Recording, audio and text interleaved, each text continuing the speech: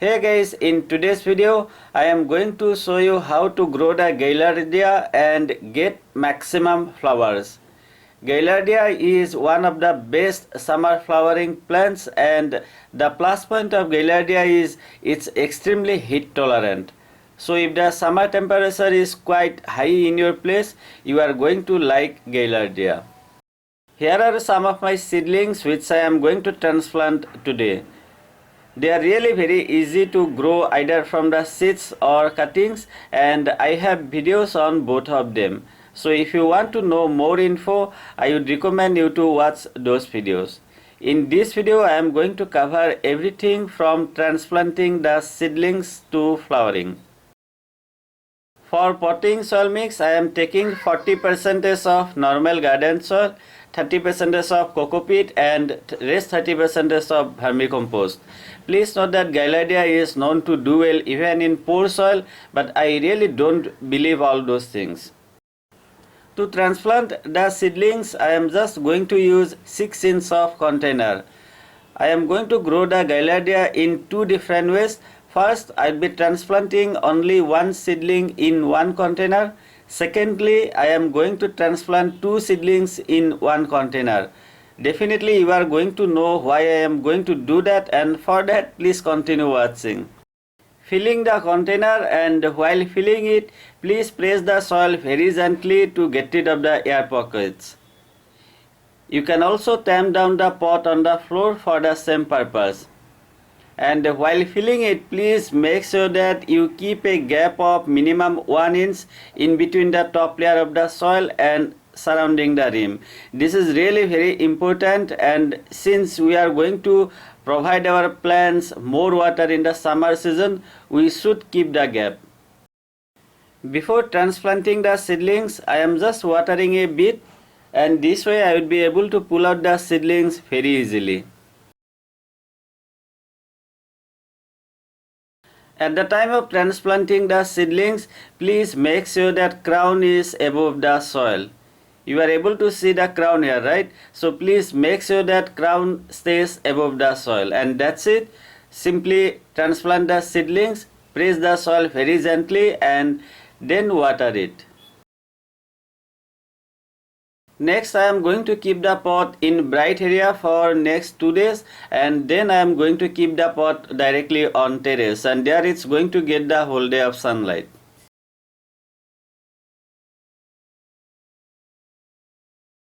Today I am going to apply the fungicide and micronutrients. Anyway, in the summertime or in the rainy season, it's always a good idea to use the fungicide in a gap of, let's say, 7 to 10 days.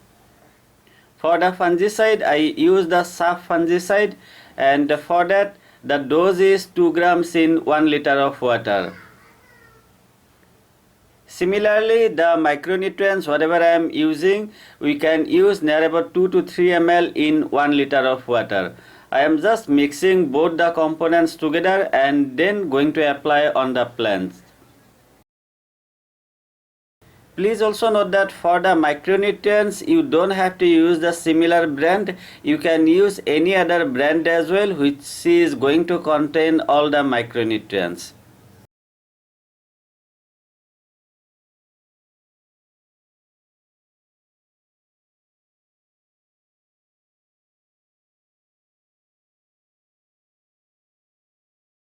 To fertilize my plants, I was using NPK 19-19-19. The dose is half teaspoon in 1 liter water, and then apply directly in the soil once in 15 to 20 days. And this is the same thing I am doing with my plants. However, if you don't want to use any chemical fertilizers, that time you can definitely use either vermicompost or compost cow dung powder. You can apply near about 50 to 70 grams for a 6 inch container, and you can do that once in, let's say, 25 to 30 days.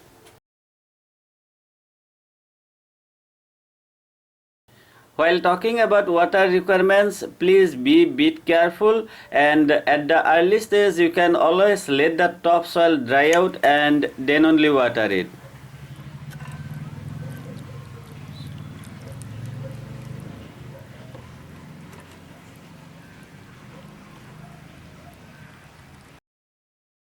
This is the result after 45 days, and today I am going to inform you why I transplanted 2 seedlings in one container. The reason is really very simple. I wanted to force my plants to bloom faster and more. Today I am going to repot them again, and this time I am going to use a bigger container. I am going to use a 10-inch container. You can do the same thing, but please make sure that you are doing at the right time. You should do it whenever you see they are about to bloom. You can see the flower spike here, right? So I know that they are about to bloom, and that's why I am going to provide them a much bigger container. Please also note that if you do this thing later stage, I mean once your plants are already blooming, and that time if you repot them to a bigger pot, that time you may not get the same result. Please trust me, I am not making anything. I did this thing before as well, and that time I failed to achieve my goal. But this year, hopefully I will be able to show you lots of blooms at the end of the video. The potting soil mix, whatever I am using now, is same as before. I am done with repotting, and now you can just enjoy the blooms.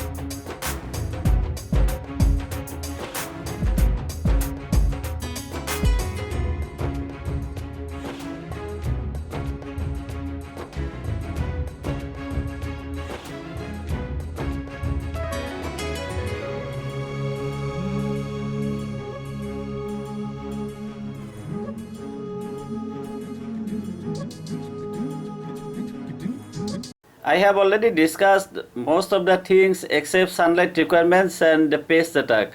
For the sunlight requirements, I would say that it's always a good idea to provide them whole day of sunlight if possible, or at least let's say minimum 4 to 5 hours of direct sunlight. The more sunlight they get means they would be blooming really very well.